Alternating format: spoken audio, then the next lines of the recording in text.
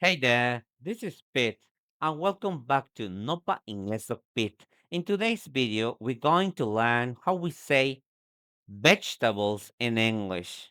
Bime bilelik ta pisilik, alnich anetik, hainto jame Nopa Inglés of Pete. Binti te akiltik yatikinto, jame bishia kaltik ta Inglés, te bok itatik, te skahpil te de el tikinto, jame hits ya spastatarte, hainto te video into. Tame lek ayeshe, lekabi, yume, te liskotik a yakaltik, kulish, ta Inglés yakaltik, cabbage, cabbage.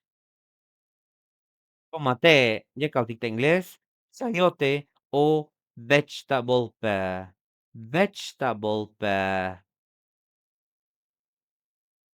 Vena, ta Inglés yakaltik, mint, mint. Chicken, yakaltik ta Inglés, potato, potato. Yasalchum. Yakaltik ta Inglés, zucchini, zucchini o courgette, courgette. Hainto zucchini, jame inglés americano. Courgette, jame inglés británico. Hainto te chum te ala turul yakil dikinto. Tahal tomat, yakaltik ta Inglés, tomato, tomato. Cebula, yakaltik ta Inglés, onion, onion. Zanahoria, yakaltik ta Inglés, carrot, carrot. Culantro, ta Inglés yakaltik, cilantro, cilantro o coriander, coriander. Cilantro, inglés americano. Coriander, inglés británico.